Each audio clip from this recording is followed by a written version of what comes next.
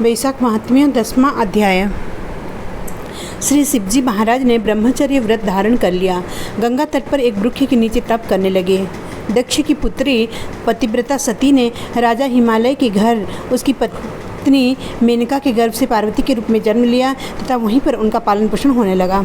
इसी समय तारकासुर नाम का एक राक्षस उत्पन्न हुआ, जिसने महातप करके ब्रह्मा जी से यह वरदान पा लिया कि वह देवता, राक्षस, नाग वह मनुष्य किसी से नहीं मरेगा, परंतु रुद्र भगवान के पुत्र से तेरी मृत्यु होगी। राक्षस ने सोचा कि जब शिवजी के स्त्री ही नहीं तो पुत्र कहाँ से होगा, फिर मृत्यु ही कैसे होगी। इस कारण कह दिया कि तथास्तु। ऐसा वर पाकर तारकासुर सबको दुख देना आरंभ कर दिया।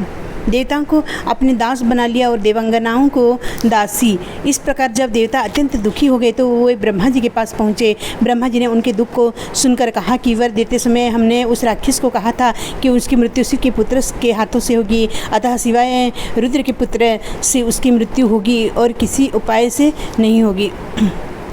शिवजी की स्त्री सती ने दक्ष की यज्ञ में अपने प्राण त्याग दिए थे। अब उसने पार्वती के रूप में हिमालय के घर जन्म लिया है, परंतु रुद्र भगवान हिमालय के शिखर पर घोर तप कर रहे हैं। सो ऐसा उपाय करना चाहिए जिससे कि रुद्र का पार्वती के साथ पाणी ग्रहण हो जाए।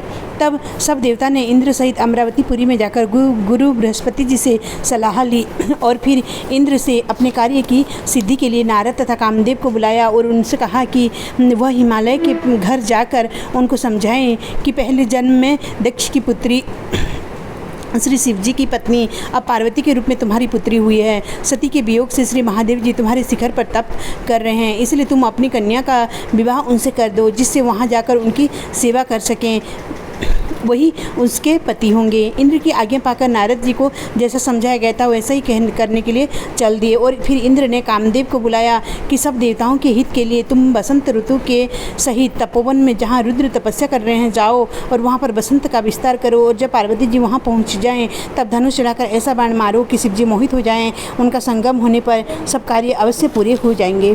कामदेव ने ऐसी आज्ञा पाकर अपने रति को साथ में लेकर तपोवन में बसंत ऋतु का प्रसार किया। एक समय श्री महादेव जी के पास उनकी सेवा करने के लिए पार्वती जी बैठी हुई थी कि तभी कामदेव ने पीछे की तरफ से वृक्ष की ओट में होकर शिवजी को बाण मारा तो शिवजी का मन चलायमान हो गया। कामदेव दूसरा बाण चलाने वाले थे कि शिव को यह विचार उत्पन्न हुआ कि उनका मन चंचल होने का क्या कारण है, और जब उन्होंने चारों तरफ देखा तो कामदेव दिखाई दिया।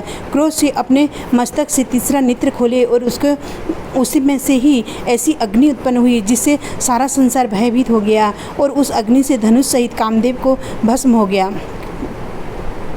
बसंत और रति भी भयभीत होकर भाग गए तथा पार्वती जी भी एक और डरकर दूर जा खड़ी हुई। तब स्त्री की निकटता को दूर करने के लिए महादेव जी भी अंतर्ध्यान हो गए।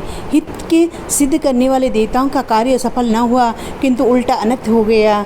जो कोई साधुओं से दुष्टता करता है उसके साथ ऐसा ही होता है। इसी प्रकार वह इक्ष्वाकु वंश का राजा भी साधुओं को अप्रिय था, क्योंकि वह भली भांति साधुओं की सेवा नहीं किया करता था। इसलिए उसने महान दुख भोगे और बुरी से बुरी योनि में जन्म लिया एवं 7 जन्म तक कुत्ते की योनि में रहा। इसी प्रकार कामदेव ने शिवजी का अप्रिय करने से दुख उठाया। इसी वैशाख महात्म्य 10वां अध्याय संपूर्ण।